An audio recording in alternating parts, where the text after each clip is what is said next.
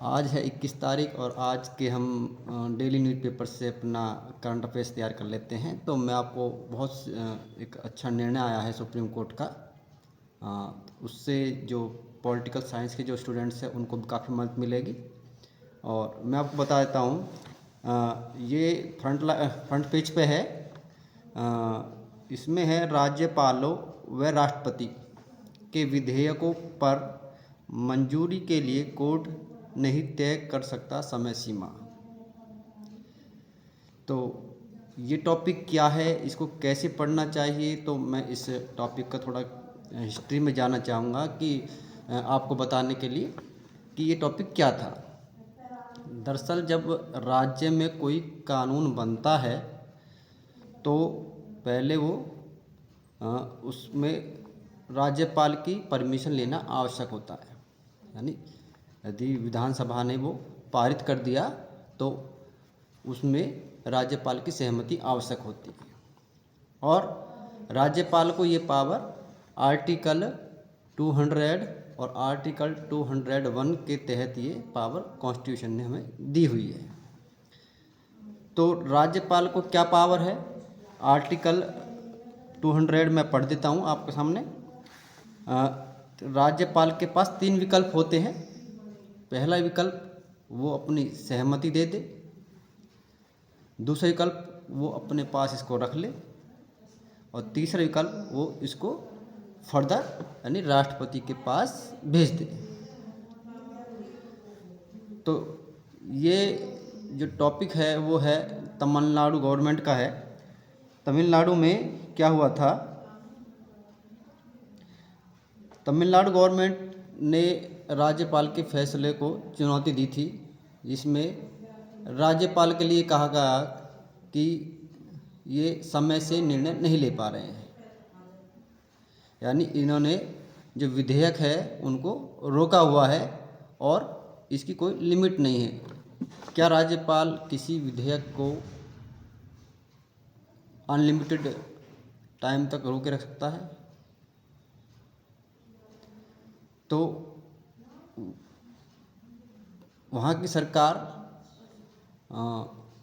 Supreme court गई और supreme court के 2 न्यायाधीशों ने एक निर्णय लिया कि आर्टिकल 142 के तहत दोनों विधेयकों को पास माना जाएगा।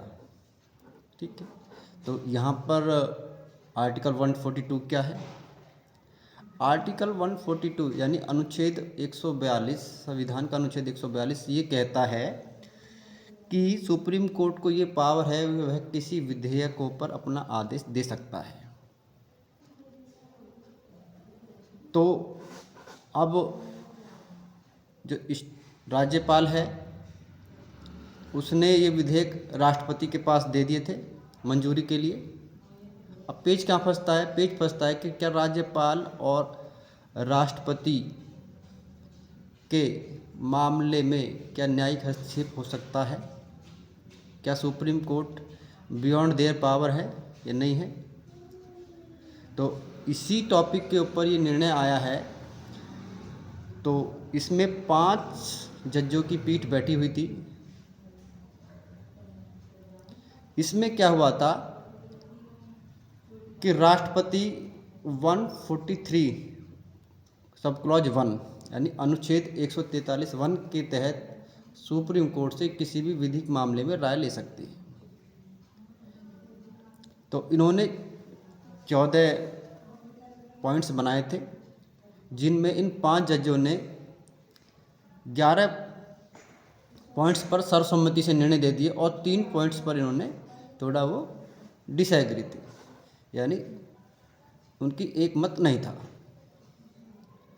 तो इन्होंने क्लियर कर दिया कि राज्यपाल को और राष्ट्रपति की पावर के यानी उनकी जो विधेयक को रोकने की जो पावर है वो कोर्ट तय नहीं करेगा। कोर्ट इसमें अपनी समय सीमा से पार नहीं जाएगा।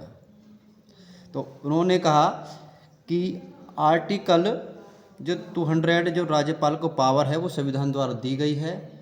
कोर्ट अपने न्यायिक पावर से अतिक्रमण नहीं करेगा, लेकिन कोर्ट ये आशा करेगा कि राज्यपाल एक रीजनेबल टाइम के अंदर उसको निर्णय को, विधेयक को अपनी मंजूरी दे दे, ताकि जो विधायी की प्रक्रिया है वो सुचारू रूप से चल सके। तो 3 पॉइंट पर इन्होंने थोड़ा सा हस्तक्षेप कर सकता है, वो मैं आपको बता देता हूँ कौन कौन से पॉइंट हैं।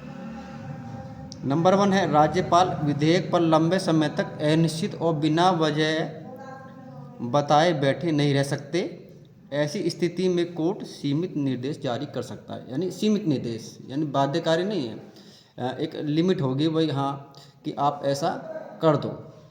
अदालत, सेकंड पॉइंट है, अदालत इसमें मेरिट पर टिप्पणी किए बगैर राज्यपाल से तर्कसंगत समय के भीतर अनुच्छेद 200 के तहत अपने कर्तव्य निर्वहन के लिए कह सकती है। यानी आप इस विधेयक को क्यों रोके हुए हो, आप इसको मंजूरी क्यों नहीं दे रहे हो, ठीक है। थर्ड पॉइंट है, अनुच्छेद 361 के तहत राज्यपाल को न्यायिक कार्रवाई से व्यक्तिगत छूट प्राप्त है, लेकिन राज्यपाल का संवैधानिक पद इस कोर्ट के क्षेत्र अधिकार के अधीन है। नहीं, बहुत अच्छा टॉपिक है और इसको व्यापक रेंज में देखना चाहिए, क्योंकि राष्ट्रपति ने ये इसमें राय मांगी गई थी, क्या सुप्रीम कोर्ट संवैधानिक मामलों में हस्तक्षेप कर सकता है या नहीं कर सकता है, कि क्या वह राज्यपाल के जो आर्टिकल 200 और 201 में जो उनको अधिकार दिए गए हैं, क्या उसमें हस्तक्षेप कर सकता है, नहीं कर सकता है, और यदि हस्तक्षेप कर सकता है तो किस लिमिट तक कर सकता है, ठीक है। तो बहुत अच्छा टॉपिक है, इसे अवश्य पढ़ना चाहिए।